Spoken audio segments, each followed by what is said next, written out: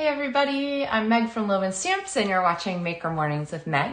I am coming to you live again. Sorry we've been a little bit missing over the last couple episodes of Maker Mornings with Meg, but it's been kind of an exciting time here. I hope you guys have all had great holidays also. I was in Atlanta with my son's marching band. They marched in the Peach Bowl parade and were like grand champions of the whole parade. It was pretty exciting. They did a great job. They worked really hard, so it was fun to go and see them do what they love. And if you're an Ole Miss fan, woohoo, hooray! If you're a Penn State fan, sorry about that, guys. It wasn't so great. Anyway, if you care nothing about college football, then rest assured that we are back to stamping today. So, Warmest Hearts stamp set is one of the retiring sets. It's this cute thermos one right here. And if you've overlooked it a few times, I understand because it doesn't super jump out when you're flipping pages. And it has a coordinating die set that is darling, and it gives you these little like dies that you can decorate. These are the center parts, like you can put over the middle of your thermos.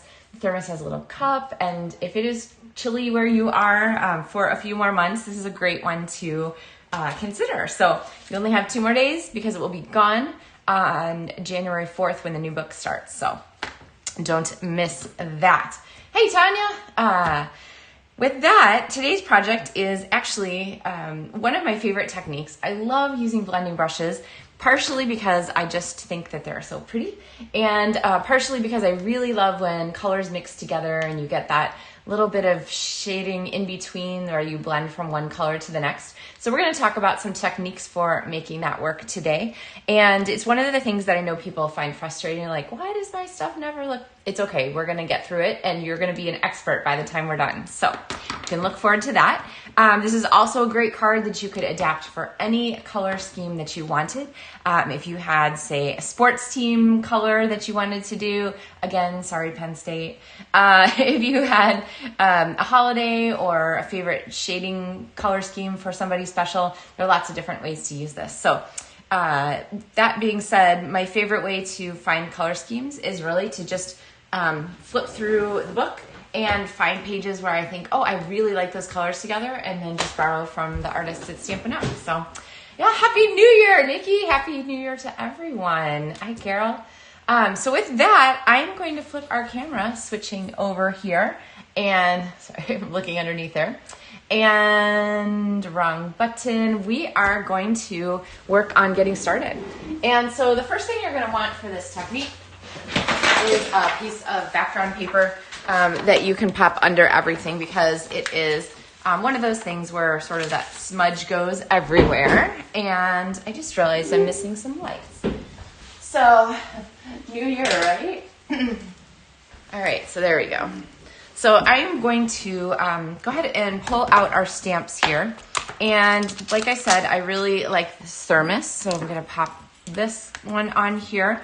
Now, a word about the stamps. So this is one of the ones that has a lot of lines, narrow lines, and you can see like that it would be easy to get it like torqued a little bit. It's an extreme version, but you don't want it to be torqued when you mount it on your block. So you want to go ahead and, let's see, is this block big enough? I think so. You want to go ahead and set it down and then pick your stamp up like that with a block so that it doesn't have the lines be twisted or anything like that. Hey, Vonda. Hey, Kathy. And so then we need the inside here of our thermos also. And we're going to use the You Warm My Heart sentiment. Gotta love a pun, right? I don't know. I know everyone doesn't love puns as much as I do. But fortunately, some people do, so that's good. And then this stamp set also has a bunch of accessory images. Now, if you can't resist using this plaid because it recalls memories of all kinds of plaid thermoses from yesteryear or your growing up time, rest assured that you can still use these cute little accessory images. Here we go. The little mountains and rainbow and outdoors theme, flowers, sunshine. You can still use those, but use them for something like what we're going to do on today's project.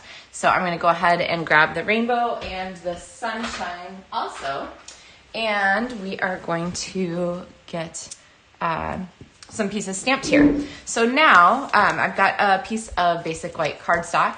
Oh, hey, Angie. Oh, Angie's having trouble with her video. I don't know. It looks okay from my end. I see like a little green light that makes it sound like it's going okay. But hopefully it'll get better, Angie. All right. I'm going to go ahead and grab my coral, and I am going to go ahead and stamp my outline first. And this is one of those stamp sets where you can kind of decide whether you want to do your outline first or your inside first.